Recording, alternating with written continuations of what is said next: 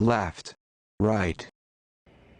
Well, this is a pretty potentially scary episode. We're talking about nuclear attack and what it might look like on society today, on cities today, and humanity today.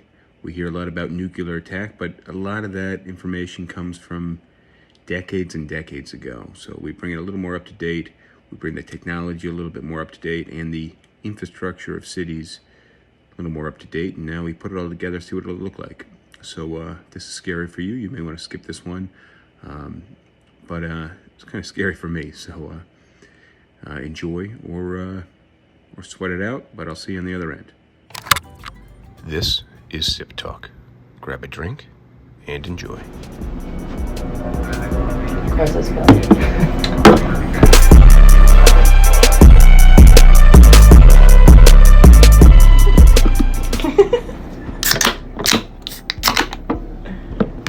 Cheers. Cheers. Cheers.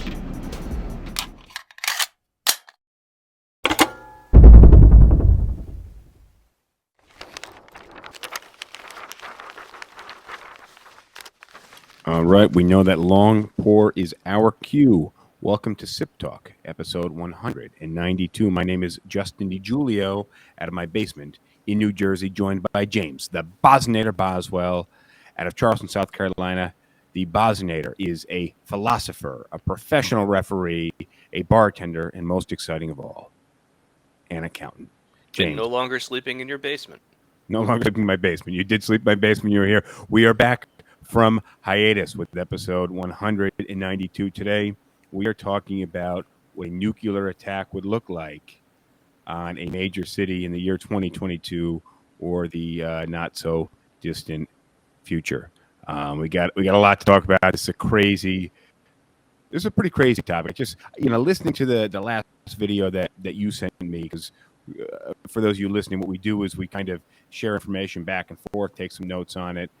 And James sent me a video. I was listening to it. I knew all of these things, but then it's hitting me that this is what I think about when I think of a nuclear attack and nuclear weapons. But I don't think most people think about the severity and how multifaceted a nuclear attack would be and how much damage it would do. I think that video does a really good job of hammering that point of, like, we all know it's bad, but here's all the it's bad in every possible way, and there's not really anything you can do. Like, there's exactly. I mean, there's no, if you're within a certain proximity to the explosion, you're dead, and further away you're screwed, and in certain circumstances it could be world ending. Well, I want to be as close to the explosion as possible, man. See, I disagree. I either want to be as close as possible or as far away as possible. I don't want to be anywhere in between. No, anywhere in between is seriously hell. So look, let's get to it real quick. We got to talk about some drinks here. So you got a drink down there? I am drinking Pepsi Throwback. I am trying to get myself into better shape, so I am taking a hiatus from the alcohol for the foreseeable future. I'm in the same boat as you, but I may partake in a little alcohol just for the fun of it here. Got some nice ice cubes. I've been running a lot. Yeah, I've been alternating between runs and bike rides for the last 4 days. I want to get my mile time back down in the below 8 minutes, and I want to get my cycling speeds up. And the only way to do that is to go outside and suffer. And dude, it is so humid in Charleston. I went for a run on Sunday night, and when I came back, it looked like I had just jumped in a pool. Everything was completely soaked through. It was not a dry spot anywhere because just things don't evaporate here. Well, it's pretty humid. It's pretty hot here. I had a similar instance. I ran this weekend, and I had a mesh tank top on, and this might be a little too graphic, but it fucking rubbed my nipples raw, man. Yeah, that's why you don't wear those kind of shirts. The extra weight from the wetness in the material, and it's supposed to be like this ultra breathable, but I was just sweating too fast. It was no good. So yeah, I was wearing nice lightweight stuff, but if you dunk something lightweight in the pool, it's not going to do much for you. and that's That's basically where we ended up. yeah, both of us, 1,100 miles apart, or some version of that. So look, um, well, let me have a sip of this, and then I want to get into nuclear attack because you want to talk a little bit about current events, what's going on with nuclear attacks. Well, the threat of nuclear weapons being used was legitimately like thrown out there by Putin at the very beginning of the Ukraine war, and Well, prior to that, Trump talked quite a bit. He was one of the first presidents to be talking openly just about nuclear weapons. Like it's something you don't want on the forefront of your mind. You don't want well, your president, mentioning it, a couple times a day, a few times a week. here's the thing about Trump is he likes to pretend that he's strong, but if you look at his pattern of action, he almost always takes a path of least resistance or least conflict. Um, and so even though even though Trump's rhetoric very often seemed like it could be getting us into war, when it came time to make decisions about anything war related, Trump actually chose the more peaceful option. And I can think about when we got into a tiff with Iran about something.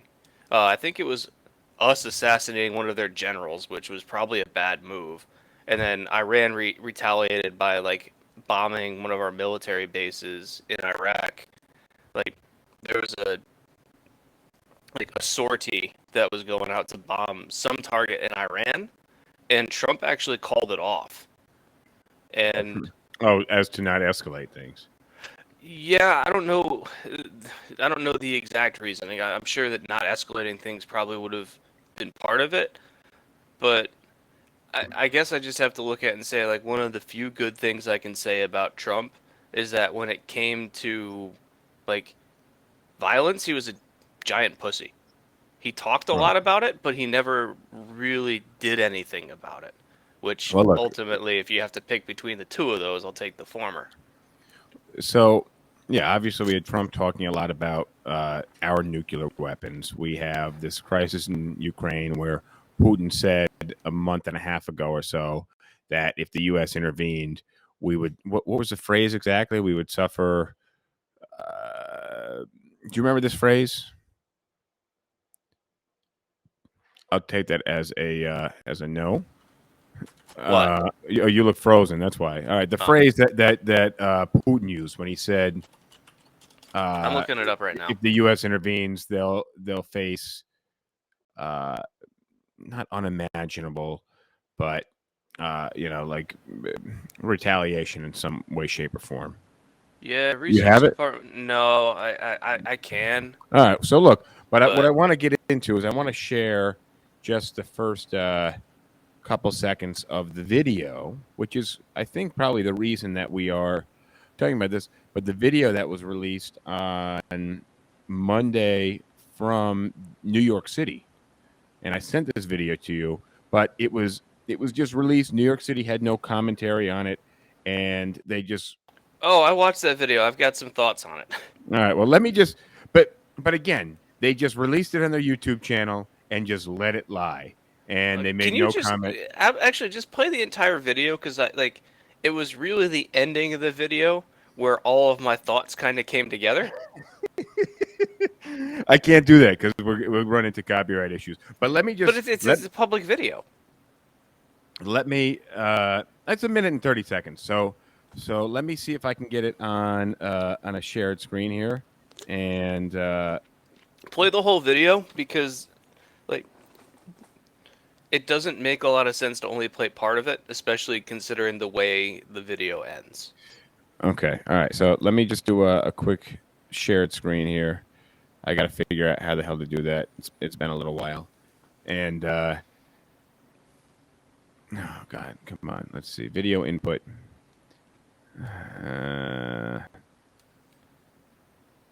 Because if this is from like some kind of public agency or whatever, then as long as we say this is from whoever produced it. Hang on. Well, yeah. The issue is Rosh keeps commenting and it keeps popping up over my options here. So I go to click the options and then I'm in the text here. All right. Rosh, So do you have any thoughts on that? please don't share them. Not right now. All right. My computer's kind of running. There we go. That so- works. I'm seeing it. You got this. All right. So I'm going to share with you the video here.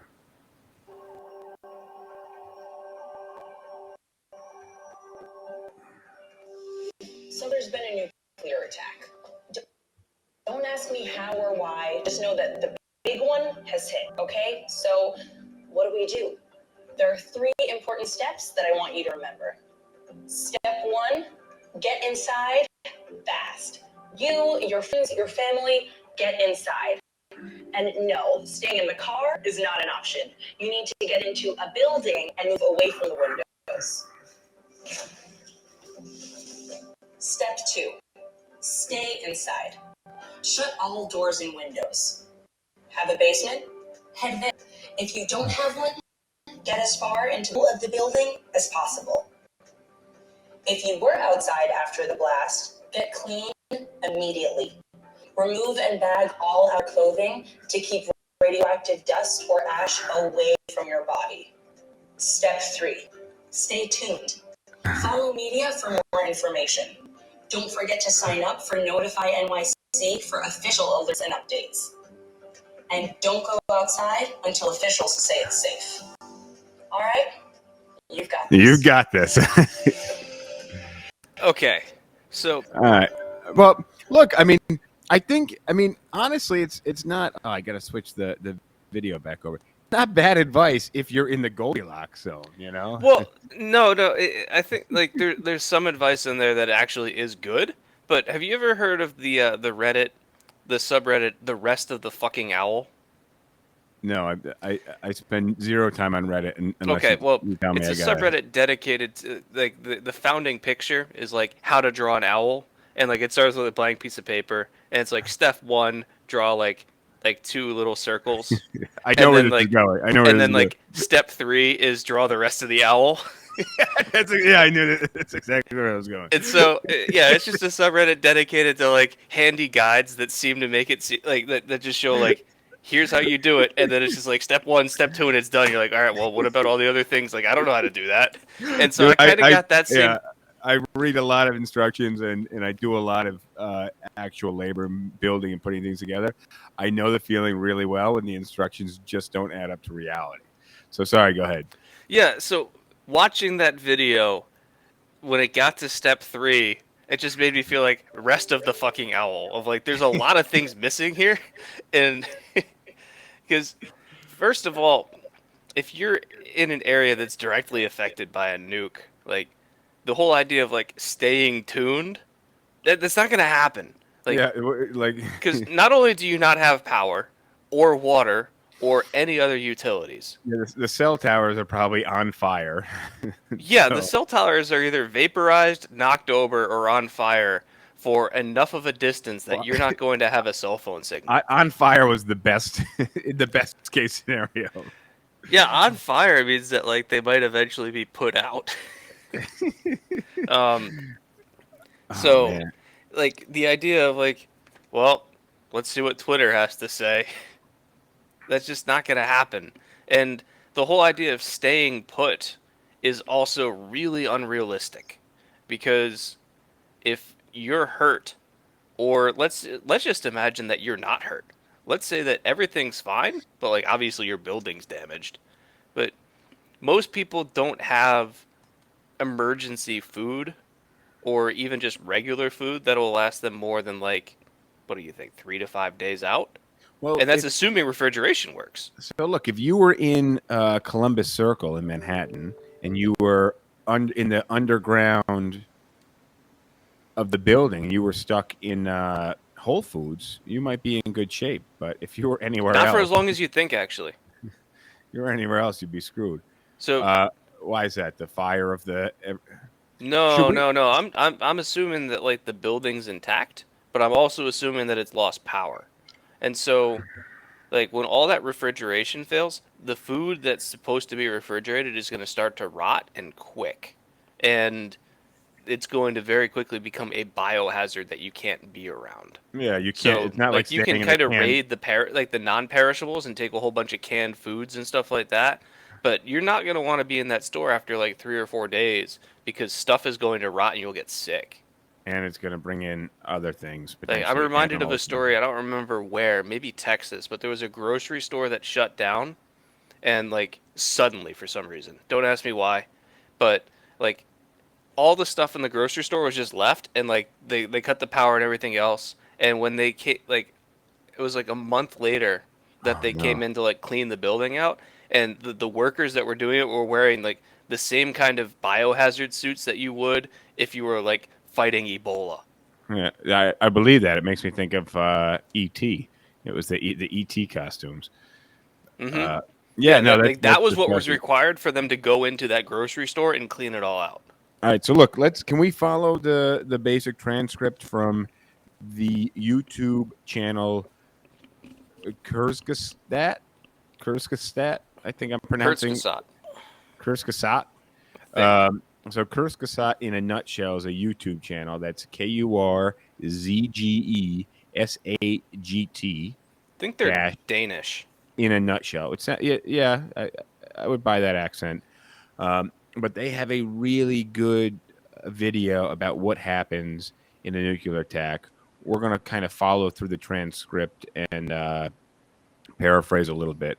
But We should also just recommend that channel to anybody. Like they make a whole bunch of good videos, and this video in dude, particular.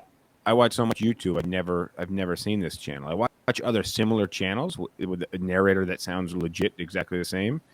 But it's a great channel, lots of great content. I just subscribed to it. I mean, I wish we had I'm not getting paid to promote it, but it really there's so much content. I can't wait to start to watch this one. Yeah, all their videos are well made, well scripted, and no, we're not getting paid by them. They're just a good producer.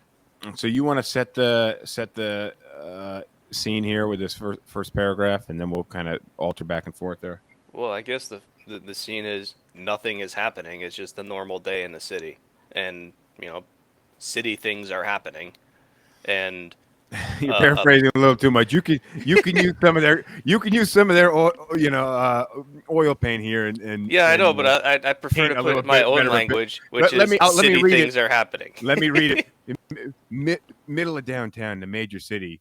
People are going to work, studying for exams, and they're lost in their thoughts in their daily lives. Right here, a nuclear weapon is detonated. yours was it's a city and people are doing city things. Well, yeah, it accomplishes the exact same goal. Not for people that just don't have the wherewithal to create the mental imagery. So people are doing who've been city to cities. things. They know what city things are. I suppose. I guess for this thought experiment, it's a single bomb dropped in a single city. Because if you have more bombs going off, then you have all sorts of problems like nuclear winter. Yeah, and we're not going to get there. We could talk about that afterwards. Although that is a potential solution to global warming. You want to think outside the box here. Let's get there. Let's get there afterwards because I watch a lot of videos and that's one. So look, we're talking one bomb in the middle of a major city. We could use New York City for example, just because we both know it pretty well. So you want to talk about the first phase, the less than a sec. So the bomb goes off, and then within 1 second, so less than a second. Oh, within less than almost instantaneously, you're going to have this giant fireball of plasma that just engulfs. Well, depending on the size of the bomb, anywhere from a couple 100 yards to half a kilometer or more, and that just erases everything. In a certain radius, just everything's erased. Just poof, gone. And that's where I want to be. Because by the time the light from the explosion hits you, you're just dead. Well, and that's kind of the way to go, man. Well, you don't, and we will get there. You don't want to be you don't want to be dealing with the after effects on a first-hand basis. All right, so I'm going to set the explosion to the Empire State Building. Wonderful. That's legit 2 blocks from my office. That is not cool. Because there's it's called nuclearsecrecy.com/nuke map, and it's basically Google Maps, and then you can have it overlay a radius of an explosion to see like what areas would be annihilated, and it'll even give you like options of like different sized nuclear bombs. So, And where you're placing them. So a medium-sized bomb. so you know what? We're just gonna put this over MSG.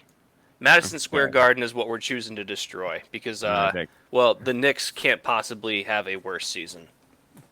So okay, so what's a medium-sized nuclear weapon?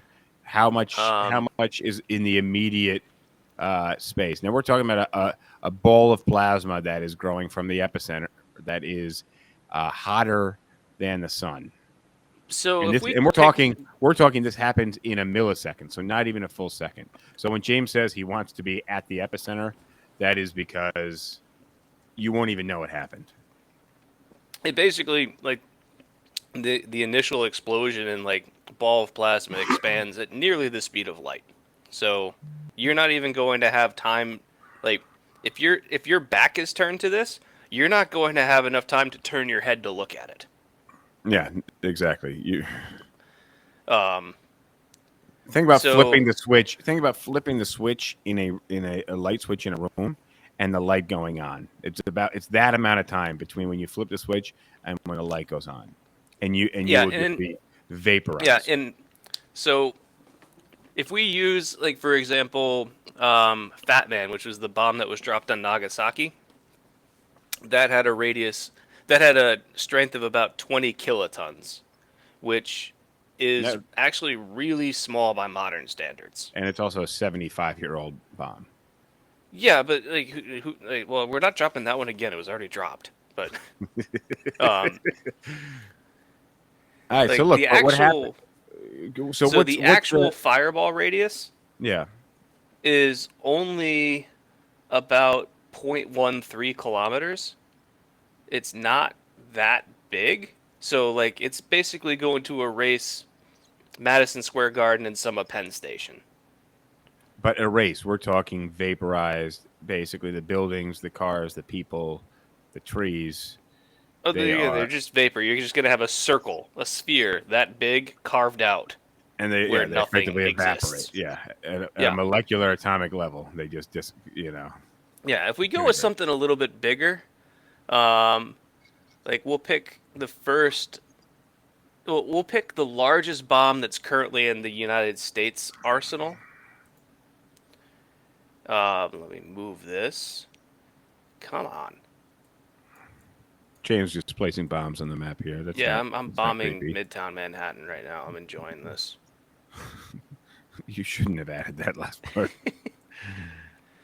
So now, if we go with the largest bomb in our arsenal, if we drop it on MSG, the radius is going to go all the way to the Javits Center.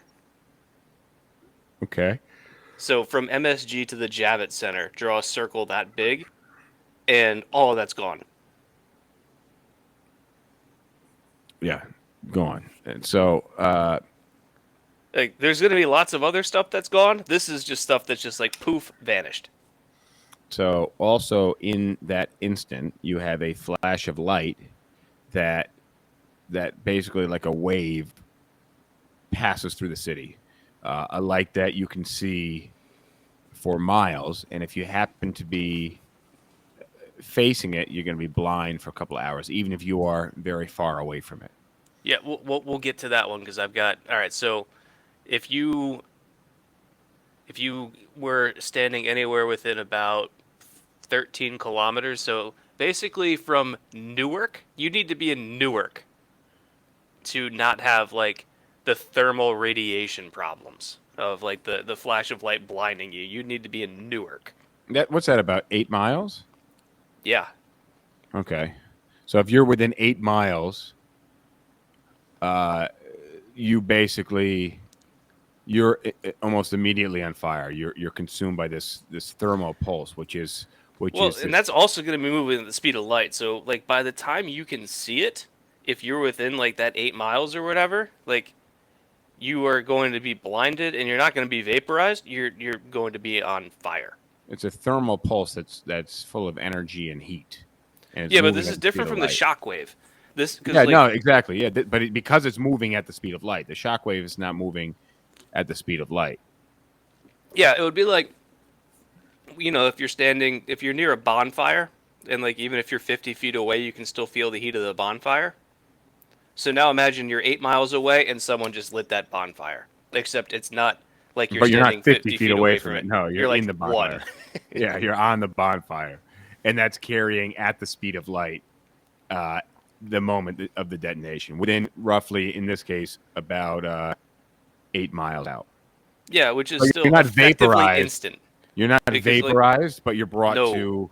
you're brought to 3,000 degrees Fahrenheit. Or Yeah, so imagine like when you turn the light on in your room, it also sets you on fire.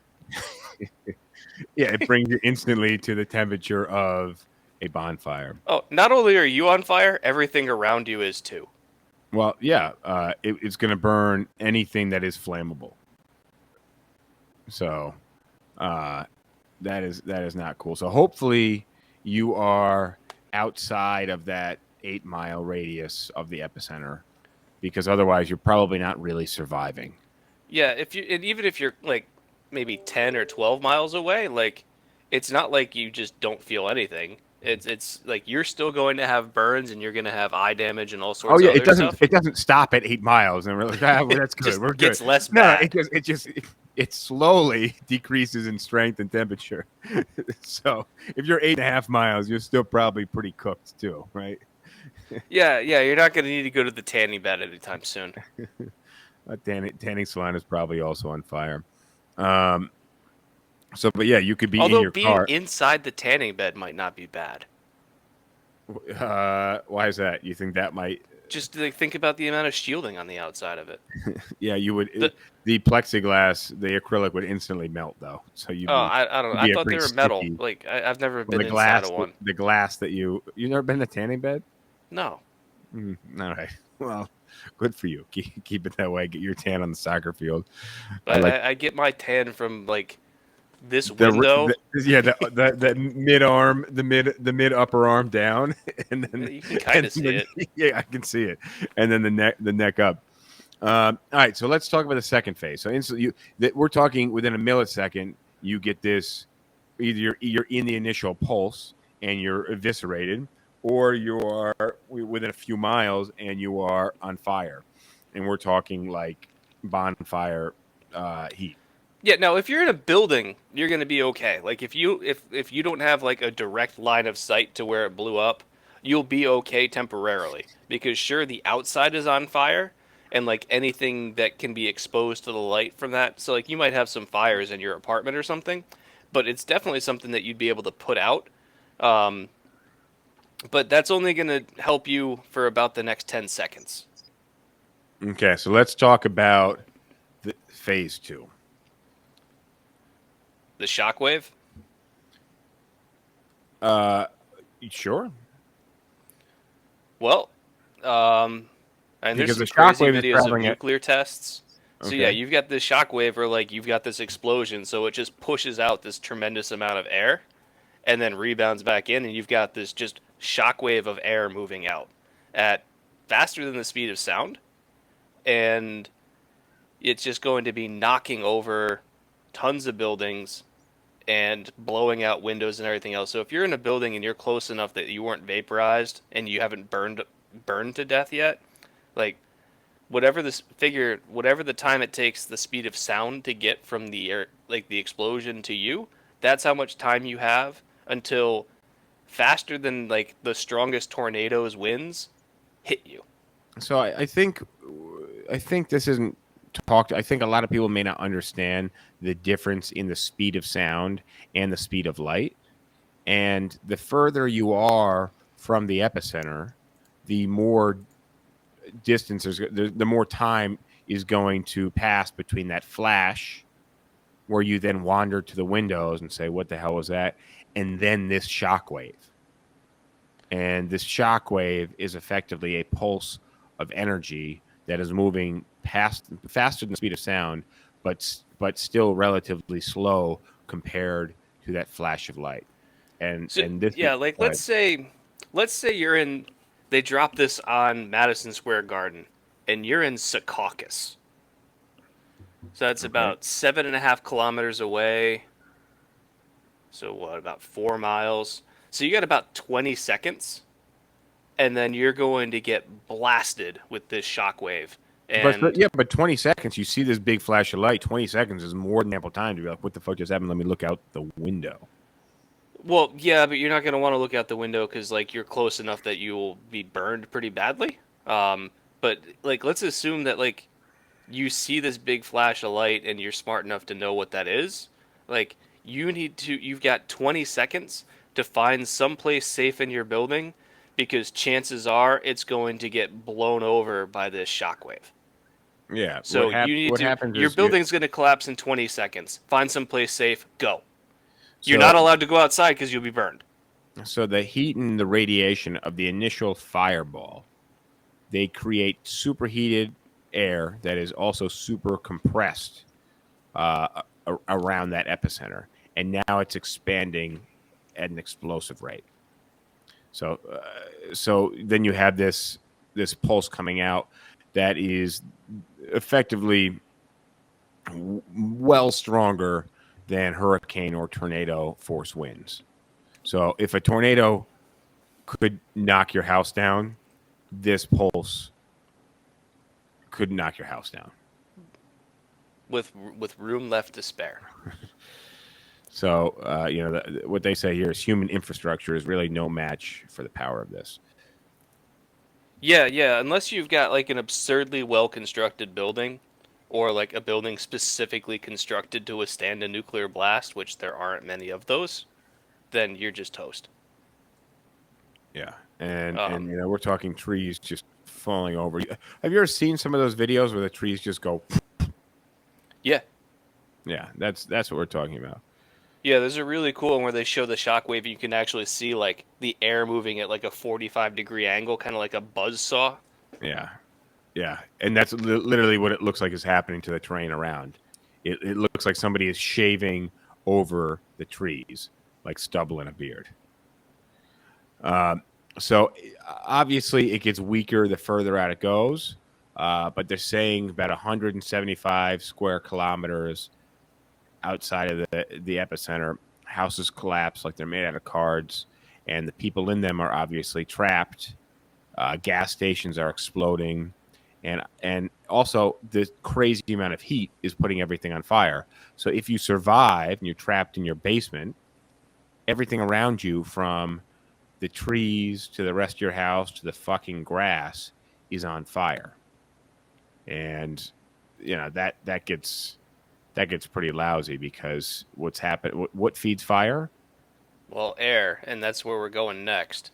Okay. Is let's assume you survived the shockwave and you weren't burned to a crisp and you were in like a basement or something. So you've got this giant mushroom cloud that is now rising up into the atmosphere and it's pulling air with it. So you had this blast sending tons of air out, and then immediately afterwards, air rushes back in and up into the mushroom cloud.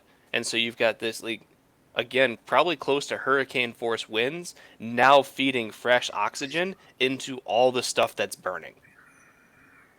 Yeah.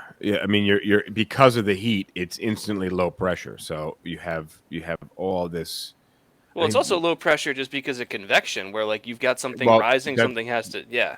something's got to fill that space, which Mm-hmm. is air coming from the outside. So you have this. I mean, it's. I mean, I was going to say earthquake, but that's it's a fucking Well, no, understatement. nuclear weapons cause seismic level events that can be measured on seismometers. So God. earthquake is not inaccurate here. But imagine being stuck in your basement and just the oxygen is being sucked out.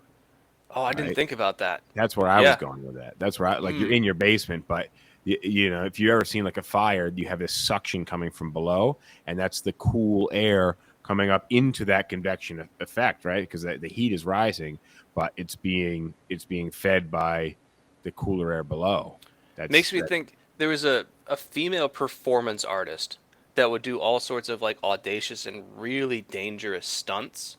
Um, One of them was it was like an art exhibit where like she like chained herself up to a wall and like along next to it was like a variety of different objects ranging from like I don't know, like a feather duster to like a loaded pistol. and like the exhibit was basically do what you want. That was one of her exhibits. Mm-hmm. And I think one person actually like pulled the pistol and like pointed at her, and someone like swatted it away. But Oh like it was wow. a live loaded pistol. But she did another one. I don't know exactly what happened, but she wanted to do something where she was in the middle of like, let's imagine she's in the middle of a circle of like 8 big fires, and she wanted to do something in those like in the circle while those fires were going. Okay. And so she's in the middle of that circle doing whatever she wants. They light the fires, and She's gonna what run out she of didn't oxygen. expect was that those fires took away all of her oxygen. Yeah. What happened? Did she survive? Yeah, she survived. I think like because I don't think it was like wood fires. It was probably like oil or gasoline Yes. powered fires, so Yeah. they could Exactly. cut them off. But yeah, like I think she passed out, and that's when they realized like, oh, we need to do something, and so they ran in and like pulled her out, and she was okay. But yeah, Uh, like fire sucking away oxygen, and like it's entirely possible to suffocate during a fire, not from smoke, but just because the fire takes all the air. all right. So let's move forward Rosh here. asks, is the presidential car nuclear proof? No, No, no. Nor is the Popemobile. Uh, it's not possible. so the question on TikTok says, "Is there any way this can be stopped?" That's the crazy thing. The answer is no. Like outside of like preventing the bomb from actually being dropped, like once the bomb is dropped, once it detonates, like because the video kind of goes on like we're skipping ahead here, but one of the video's main points is that for the most part, governments don't even bother with like Oh, hold safety on. or Let's get there at the end. Let's get there at the end. well, All right. like I'm answering their question though. Yeah, I know, but that's you got to list. Who is this? Let me see. Eon Wildarian. Eon. Just hang tight because Okay.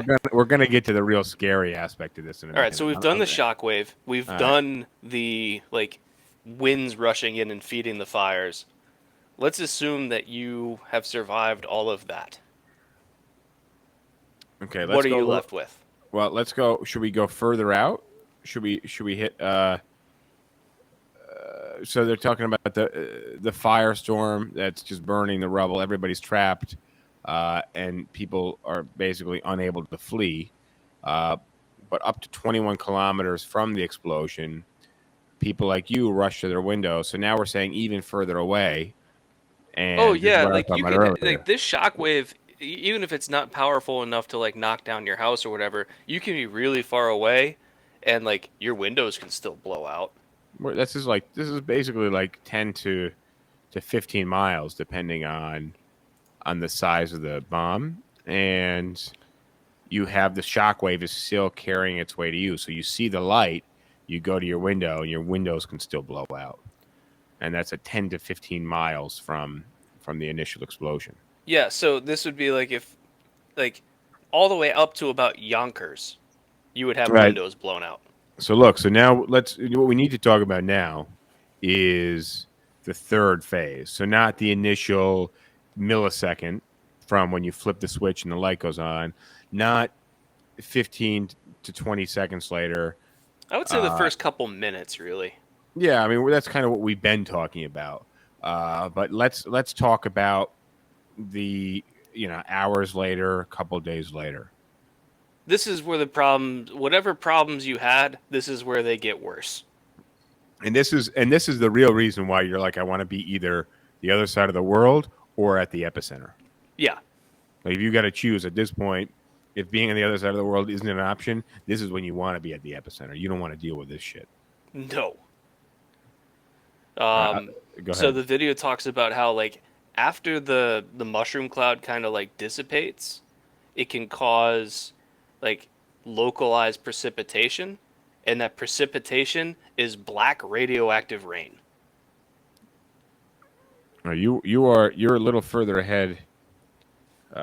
You're a little further ahead than me. I'm going to Oh, embolden you. I'm going off memory. I'm not following the script. Oh, come on, man. What are we putting this together for? So, no, we're Well, talking we'll about do the it third live. phase, which is saying that a nuclear explosion isn't a simple disaster. It's like every natural disaster at once. So you have hundreds of thousands, or depending on the city, like New York, millions of people with serious injury, major lacerations, broken bones, severe burns.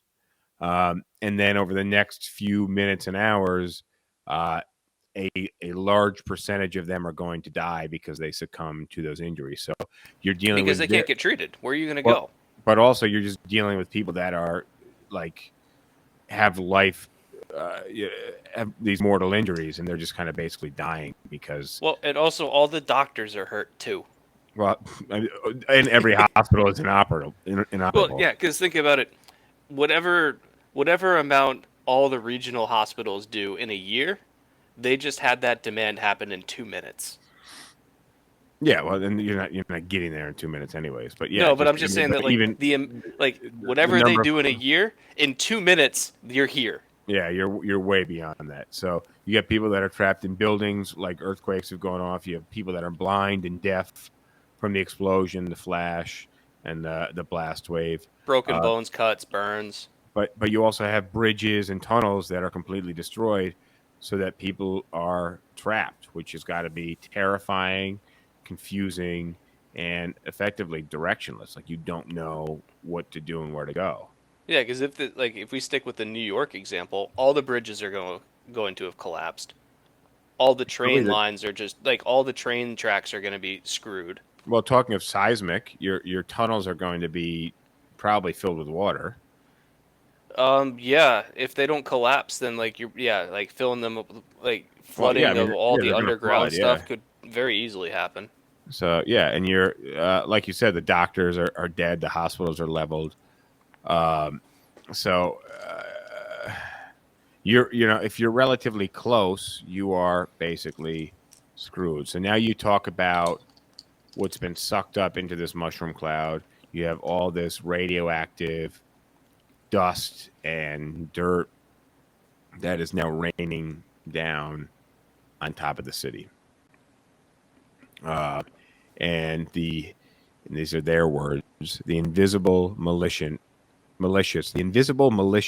silent horror of radiation takes its turn. With every breath, you carry poison to your lungs. So the air is radioactive. The rain is radioactive.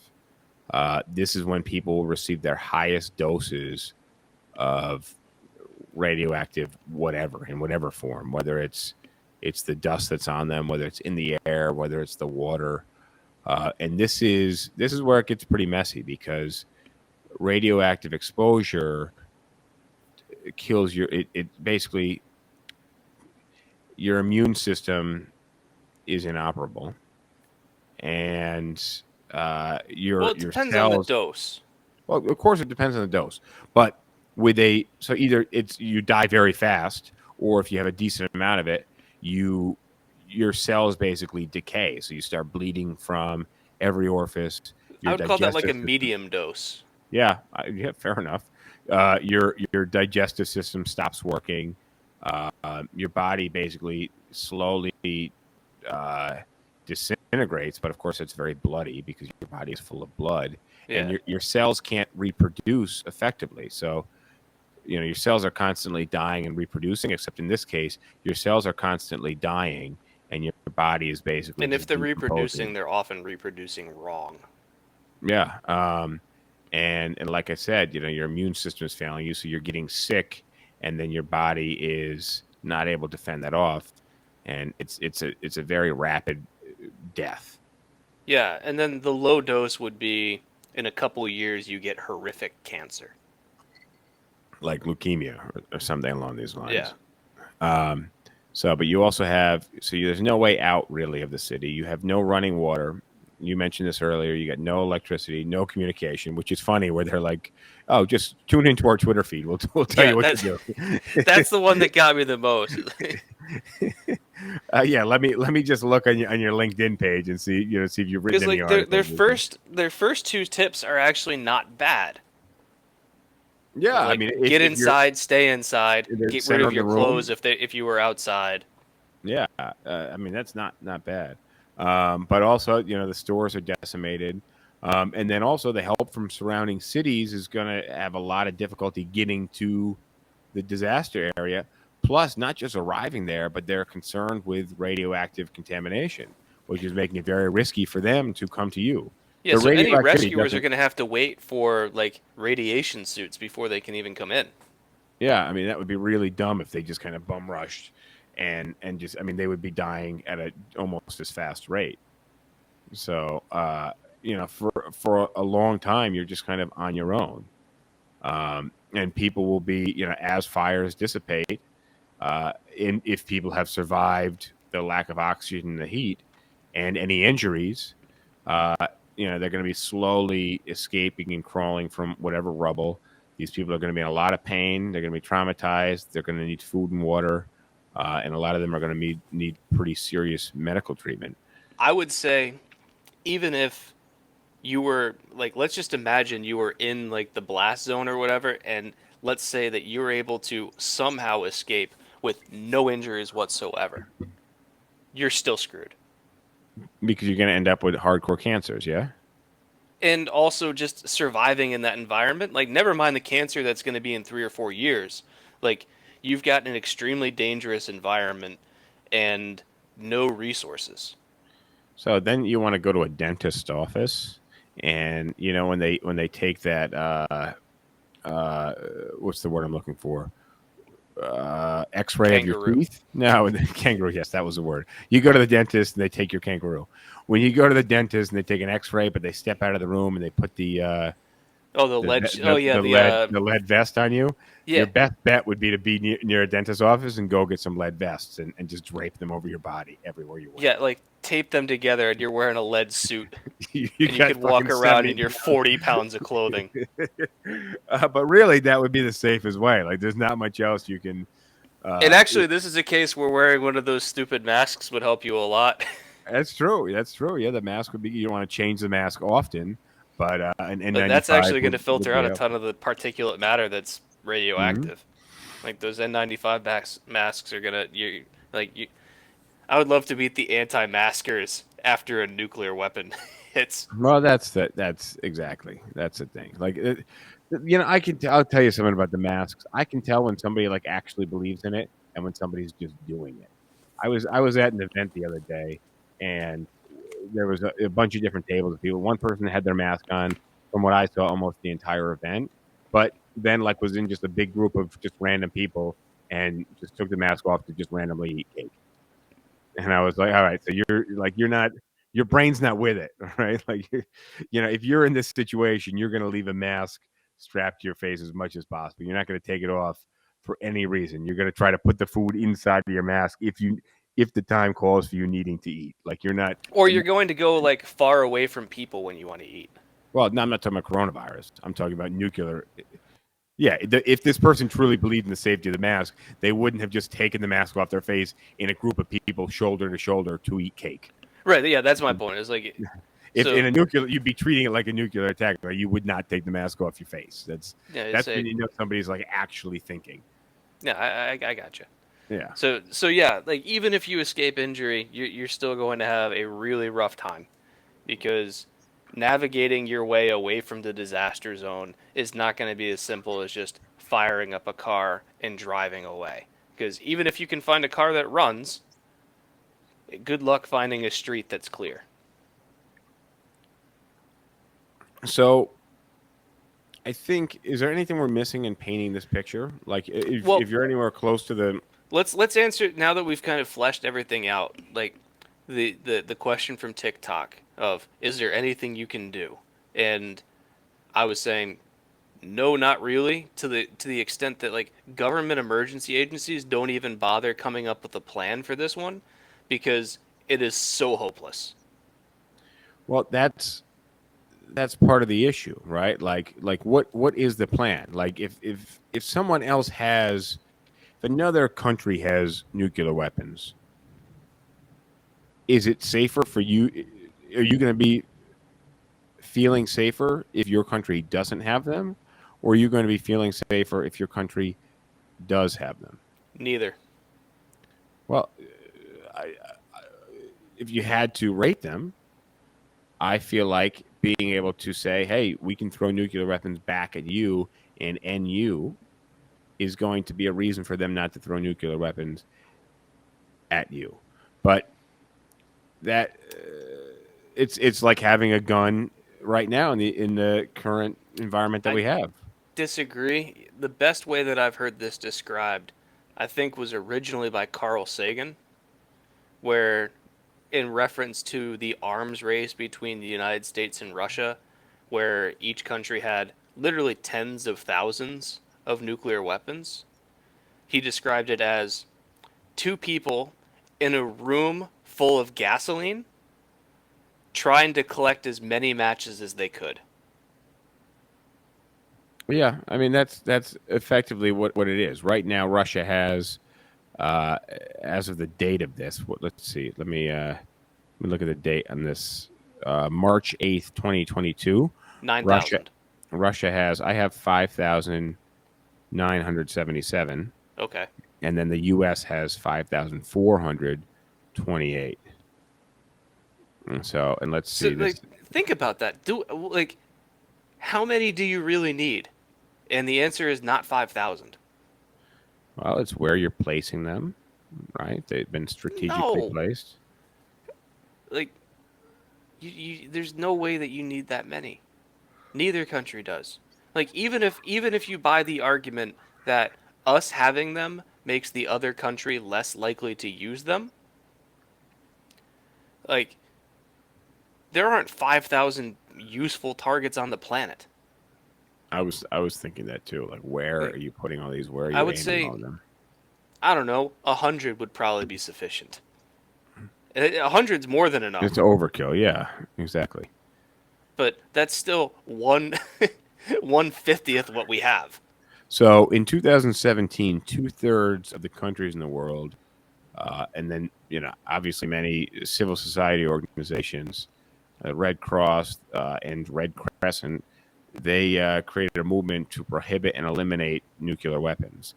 However, the countries that have the nuclear weapons didn't really abide by this. Of course they wouldn't. What are you going to do about it? And what you said, it's not about who has the nuclear weapons or the number of nuclear weapons. It's the weapons themselves. And they pose an existential threat to the planet Earth. So no matter what country you're from, no matter what political side you find yourself on, you can relate that having nuclear weapons is detrimental to us all. We haven't even gotten into winds and weather and climate change. You want to talk a little bit about that? Well, if you have just one nuclear bomb go off, it's not really going to do much to the planet. Let's assume that that one bomb going off doesn't start a war, doesn't do anything else. It's just that one bomb. There's not going to be really that much of a planetary effect, because outside of the relatively local region that's affected by the nuclear fallout, the rest of that stuff's going to get swept up into the atmosphere and kind of get distributed across the globe in amounts that are small enough that are effectively negligible. Where you get into problems is if you have an actual nuclear war where US and Russia decide to start expending some of their 5,000 nukes on each other, and you have 20 or 50 or 100 bombs going off, that you start to run into real problems. Well, even but what happens is if somebody sends a nuclear weapon, so you know what happened in Hawaii? Oh, the false alarm from 3 years ago? So Saturday morning, January 13th, 2018, a ballistic missile alert was accidentally issued via the emergency alert system, on the radio where it goes, Yeah. This is a public test. Yeah, I actually got one of those 3 minutes ago about a flash flood alert. I saw some lightning in behind you. But the alert stated that there was an incoming ballistic missile threat to Hawaii and advised residents to seek shelter, and concluded this is not a drill. And it was sent at 8:07 a.m. So imagine you're just laying in bed and your phone starts going, So I can tell you what's going to happen with that, because this actually happened to me in California. When I was there in January, there was a tsunami warning. I get woken up at 7:15 in the morning with a tsunami warning, and I was just like, I'm too damn tired. Whatever. Like, I looked at it, I was like, 3 feet. I feel like I'm more than 3 feet high, but like, let's just imagine that it was wrong and it was 6 feet. Like, I'm like, you know what? I'm gonna take my chances. Like, it's too early in the morning to deal with this shit. Well, look, what would you do if they said a ballistic nuclear warhead was headed towards your island, and then 8 minutes and 13 seconds later, the state issued a notice saying that there was a miscommunication during a drill, and then the governor apologized for what had happened. I can see. I would love to have been in the room where they were doing like, all right, so we got this emergency alert system. Let me just show you how this works. Like, if you need to do it, like, you type in the message here, and like once it's all set up, like, check these boxes, type here, and like, this is the box to hit send. Don't click that. Oops. Uh-oh. Oops. So look, the emergency alert is the same one that you get on your phone. This one says emergency alert, ballistic missile threat inbound to Hawaii. Seek immediate shelter. This is not a drill. All in capital. If I get that, honestly, I'm pouring a drink. I have the same. I agree with you 100%. Like, that's what else am I gonna do? I'll pour a drink and then I'll follow the advice to stay indoors. Like, I'll hope that my house doesn't collapse. But like, what else am I gonna do? I'm not gonna be able to make it to the grocery store and stock up. Like, take a look around, figure out like what I've got, and then like sit at the bar in my house. Yeah, the bar in your house, exactly. All right, so look, we're about out of time. I think now is a good time to conclude. I don't exactly know how to conclude. What's the link on that that you can talk to like government officials and tell them you don't want nuclear weapons? I don't know. You have that page open. It's at the bottom of the shared Google Doc there. Oh, maybe just announce that. But let me see. What? I'm trying to read. Oh, no2nukes.org. that's that you can send a message that won't be read. NOTO nukes.org, yeah? Yeah. And nukes is spelled NUKES. Yep. So, yeah, I don't know. I haven't even checked that website out, but that was what the article recommended you tweet, I guess. You send them a tweet. I just don't see it happening. If I'm going to be harassing my government about something, I'm going to pick something that they might actually take action on. Scary stuff, though. I really, on Monday when I saw that thing from New York City, I did freak out a little bit. I was like, fuck, like, where did this come from? Are we under threat? And they're like, oh, no, there was no specific threat. We just thought it would be a good idea to have this out there, but there is no threat. We're always under threat. I was like, oh, wait, what? Wait, well, you're always wait, so the regular threat did you get a new threat yesterday that maybe you want to share with us? I also think that the advice in that video of stay put is good in the very short term, but not in the medium to long term. Because eventually you're going to need to get to someplace better than where you are. Depending on where you are, yeah. I mean, it's just the radiation is really. If you're not dead, then you got to. If you're not instantly dead, then it's the radiation you have to worry about, and that's scary.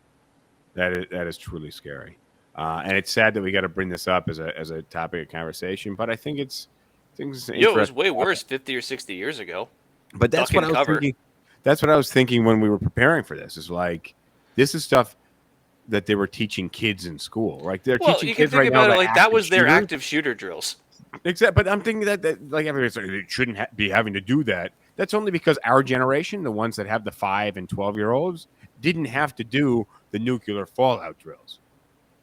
Yeah, although I am going to say that the active shooter drills are going to be way more traumatizing to kids than just having to hide under a desk for 3 minutes. And wait until you get eviscerated.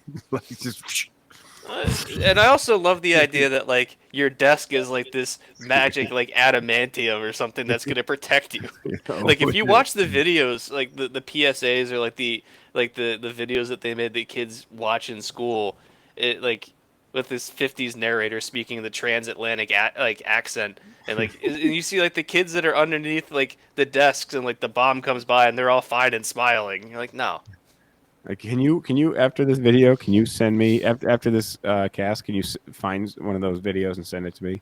I will see what I can find out. Some way we get should the research department on it. Cool. All right. On that note, we got to close. We'll wait for the music to wind us out. But thank you guys for joining this podcast. If you were live, if you're listening afterwards, make sure you guys subscribe to the YouTube channel. You subscribe to the audio podcast. And you have to message us and let us know what you want to hear about. Otherwise, we're just going to keep talking about shit that we like talking about, which maybe you enjoy, maybe not. But thank you guys for coming. This has been a fun cast. And Justin DeJulio, on behalf of James the Bosnator Boswell, saying adios. Cheers. All right, if you made it this far, I want to thank you, first of all. And if you have not already, ask you to subscribe on YouTube or any audio podcast platform. And if you don't mind interacting with the podcast, whether it's a like, a comment, or a share, we would really appreciate that. So thanks. And on that note, see you later. I like PBR. I just got priced out of it.